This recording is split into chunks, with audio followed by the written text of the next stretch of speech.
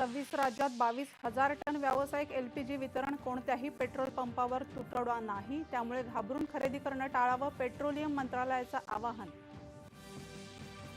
युद्ध समाप्त करण्यासंदर्भातल्या अमेरिकेच्या प्रस्तावाची इराण समीक्षा करत आहे, मात्र अमेरिकेसोबत थेट चर्चेचा इरादा नाही, इराणचे परराष्ट्र व्यवहार मंत्री अब्बास अराघची.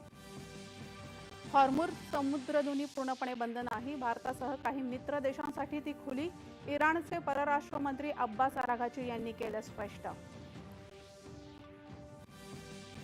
G7 देशांच्या परराष्ट्र व्यवहार मंत्र्यांच्या बैठकीला उपस्थित राहण्यासाठी परराष्ट्र व्यवहार मंत्री एस जयशंकर आज आणि उद्या फ्रान्स दौऱ्यावर.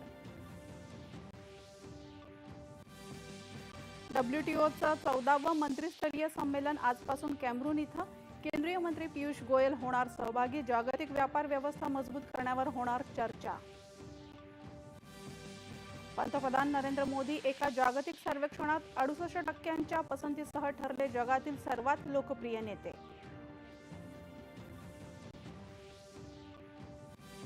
ज्येष्ठ इतिहास संशोधक डॉक्टर जयसिंगराव पवार यांचं आज पहाटे कोल्हापूर इथं निधन.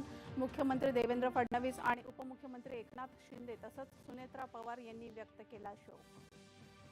आंध्र प्रदेशात बस दुर्घटनेत 14 जणांचा मृत्यू, 23 जण जखमी, पंतप्रधानांकडून दुःख व्यक्त.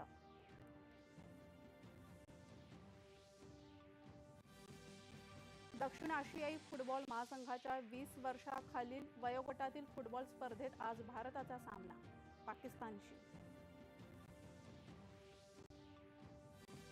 आणि श्री रामनवमी निमित्त देशभरात उत्साह आणि भक्तिमय वातावरण, ठिकठिकाणच्या मंदिरांमध्ये विशेष पूजा अर्चा.